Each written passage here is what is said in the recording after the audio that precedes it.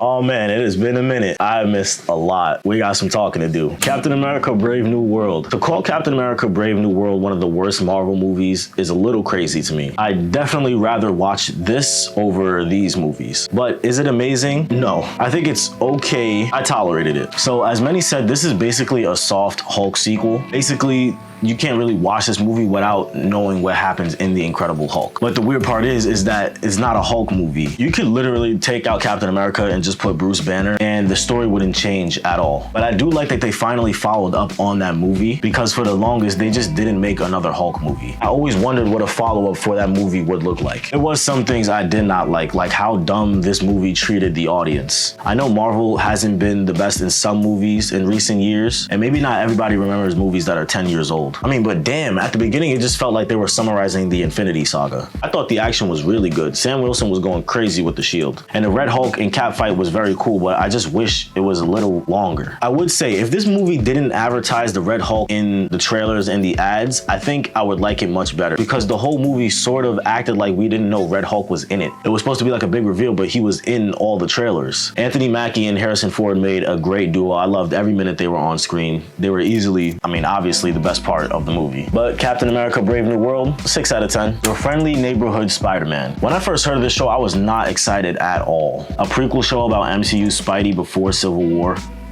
But having this show only loosely tied to the MCU was such a great idea, because Spidey before the MCU was only Spidey for like 6 months. So I was like, why do we need a show that'll only be 1 season? While I did like the show, some things I didn't like are things that I feel like every new piece of Spider-Man media does now. I never really like when Peter is careless with his identity. As time goes on, I feel like Spider-Man keeping his identity a secret isn't as important anymore. Peter trying to keep his two lives separate is one of the things that made Spider-Man so interesting. I know you have to adapt for modern times, because in real life, keeping something like that secret would be really hard unless you have Bruce Wayne kind of money. But that's what made it fun and relatable, which leads to another thing I don't like. I don't think Peter needs to have a mentor all the time, which I know is sort of the point of the whole first season. Peter learning that he doesn't really need to work with Osborn. He should make his own choices. But I just would have loved to see Peter on his own, which again made Spider-Man so interesting in the first place, because most of the time it felt like he was on his own. He didn't really have anybody except his aunt. He started off with zero help, like a lot of people do in real life. And I wish he just made his own classic suit first, instead of being given some fancy suit or any new suit. This show's suit looks so good, but he only gets it at the end. Like, I get the point of these sort of starter suits. They're way more realistic. But the classic suit should be either first or second. Not like the 5th suit or whatever. It's not something he has to earn. That doesn't really make any sense, because that is supposed to be his shitty suit. That is the suit he made in the basement. For him to get it later doesn't really show the progression. But besides all that, the show is a fresh take. Peter's spider bite being a bootstrap paradox is something I would have never thought of, and I don't think has ever been done before. And I like the Black Norman Osborn. At first, I thought the race swap was unnecessary, because with the race swaps, I always felt like Disney did it not for inclusion, but just for money. Like, here, we included black people in everything you wanted, so you're gonna watch the movie now, right? But this is a different universe, so it doesn't really matter. But I like this Norman. He kind of gives off Gus Fring vibes. And I love that Norman Osborn / Green Goblin is at the forefront again. In this show, this is who MCU Spidey should have been introduced to at the beginning. And people seem to forget or never knew that Green Goblin is Spider-Man's arch nemesis. He is Spider-Man's Joker, not Venom. Doc Ock is close, but it is Green Goblin. Goblin was the only one to figure out that Spidey was not really Spidey in the Superior Spider-Man storyline. And he's kind of tortured him the most, so I guess that counts. I don't know much about Tombstone, but I'm glad we got an origin for him. It's at least the first that I've ever seen, because usually he is already an established crime lord. And having Lonnie have to choose between the streets or sports, I feel like is such a real New York story. This show also wasn't afraid to get a little violent at times. Like, that one guy straight up got impaled by Scorpion. I was like, oh shit. I also like that Peter isn't annoying. Like, I feel like some writers don't know how to make Peter not annoying. At first, I didn't like the animation style, but over time it grew on me. And I like how they tried to make it feel like a comic book with the panels and everything. I love when comic book shows and movies try to feel like a comic book, or like you're reading a comic book, because not much media does that nowadays. And I think my biggest takeaway from the show is that this is what If should have been. I don't understand what were they doing? I know this is a whole show and What If is like an anthology, but this is a perfect example of a what if scenario in the MCU. What if Spider-Man's whole entire universe existed in the MCU from that point in time? There's just so many missed concepts. What if the other half got snapped? What if Thanos completed his second snap? What if mutants existed from the beginning? What if the Avengers were never formed? So much lost potential, but your friendly neighborhood Spider-Man, 8 out of 10. I don't know if I've ever seen a show as unafraid and as violent as besides The Boys. I really enjoyed this season. I feel like Invincible is one of the most tragically written characters I have ever seen. Imagine if like pretty much everything that goes wrong in your life is not because of you. Literally, everything that happens to Invincible is not really his fault. Honestly, his biggest mistake, as crazy as it sounds, is being born. Imagine that. It even begs the question, would you want your kid to have powers if potentially their life will turn out like that? Even though it did kind of feel like villain of the week, the action and fights throughout this season are some of the most creative I've ever seen. The last episode was a beautiful mess of destruction, blood, violence, boxing, everything. People say Gotham is bad, but imagine living on Invincible's planet. Twice now he had his body used as a melee weapon to plow straight through thousands of people. Wild. I love that the last episode was mostly fighting too. Sometimes that's all us nerds want to see, just straight 30 minutes of nothing but straight boxing. When watching this, it reminded me of Dragon Ball and anime. Western media doesn't really do extremely long fights, but I'm happy this did. I also want to mention, I love the actual writing for this show. Like the dialogue and things people say, everything sounds so real and authentic to me. People have real reactions, conversations, they give like real responses. The script doesn't sound like a play or not real, or like not how people talk. It sounds genuine. One downside of the season, as normal, was really the animation, which to be honest, I'm kind of used to by now. But the last episode really showed the potential this show has with animation. Invincible season 3, 7 out of 10. Creature Commandos. I enjoyed Creature Commandos. Again, I know nothing of DC, only a little bit, but Creature Commandos was fun to watch. Each character was very likable and unique, and the show genuinely made me laugh. I finished it in like a day or two. I also really love the art style. I don't know, it's something about dark lines and rich colors that are always so eye-pleasing to me. Creature Commandos, 8 out of 10. Daredevil.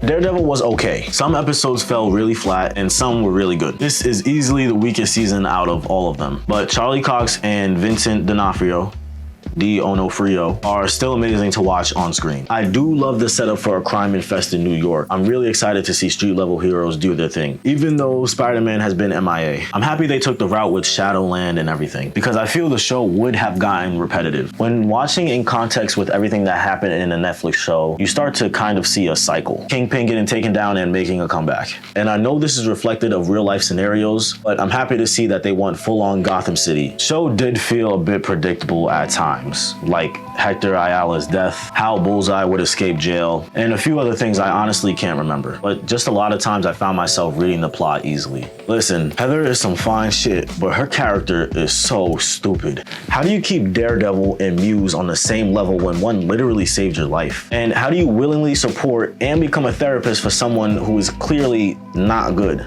Maybe they're paying you really well, I don't know. But was her character like really any real use to the story, or was it just to give Matt some sort of conflict with his girlfriend? Daredevil Born Again, 6.5 out of 10. Sinners. This one is a little off genre, but it's too good not to talk about. I watched Sinners when it came out, and I'm so glad I watched this in theaters. It's a go to the movies and talk about it kind of movie. So fun fact about my movie experience, some people almost got into a fight at the end of this movie. This is easily Michael B. Jordan's best performance. So I kind of thought Michael B. Jordan was a little corny. I sometimes felt like he acted too hard, and I don't think I'm the only one that thought this, because even some people I asked, they thought the same. Not that he was bad in those movies, but in this movie, even though they look exactly the same, Smoke and Stack are two completely different characters. First, when I was watching this, I was a little distracted because I know Michael B. Jordan in real life is just one person, so it was a little hard for me to believe that two people were actually there. But by the end of the movie, I was completely convinced, and I totally forgot that I even thought that. It is insane that this is Miles Catton's first role. You would think he had some experience anywhere, but no, not really. He was just as memorable, if not more memorable, than Michael B. Jordan, and it's hard to pull that off when you're acting next to someone like him. So I went to this movie not really knowing what it was about. I watched one trailer a while ago, and I heard some things about it maybe like a year ago, but basically I forgot that it was about vampires. So watching the movie and not knowing the rules to vampires and like how they can't be be let in added so much to the experience, especially with the crowd. The reactions when people watch this are so genuine and everybody was engaged. It's good sometimes to have a new, fresh, standalone story. I see some asking for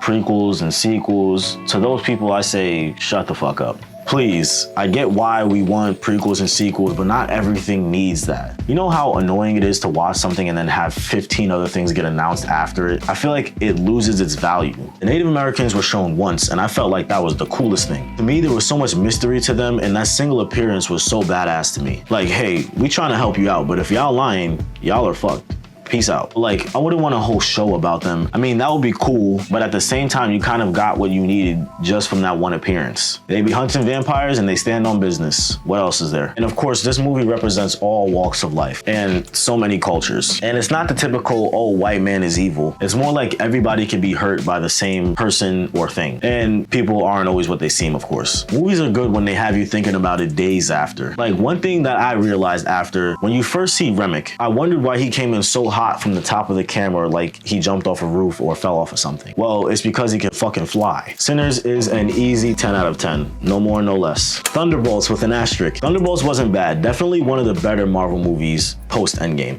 I felt like it was a little long and a little talkative, but I like how the movie explored topics of loneliness, PTSD, trauma, etc. It's nice to see a more serious movie. Everyone was really fun to watch on screen. John Walker is such a fun and interesting character to me. Sentry was great, and I can't wait to see more of him. His fucking suit though, it's good, it's comic accurate, but can we please stop with the fucking lines? We were so close. Just take away some of the fucking lines. What the hell? Is it bad that I was cheering when they killed Taskmaster? Maybe now we can get a Taskmaster with an actual character who isn't a robot. I'm really interested to see the two Avengers team and how that plays out. And I love how this movie feels like it was in the MCU. You could remove some movies post Endgame and it wouldn't really change anything about the universe. I have to say, for me, this movie did something that a Marvel movie hasn't done in a while. It made me like really appreciate Marvel in the MCU. Not that they haven't had a good movie in forever. I don't believe that. But in a certain scene, Bucky and Valentina's assistant Mel are talking about her life throughout the events of the MCU. She said, I was in high school or middle school when the aliens attacked, or something along the lines of that. And I was like, oh shit, I was in high school or middle school when I watched the aliens attack. Things like that make you really feel like you're living alongside these characters in the whole universe. It makes you feel like you're a part of the world, which as a Marvel fan is the best feeling. I don't think I have much to say about this. The end credits spoiled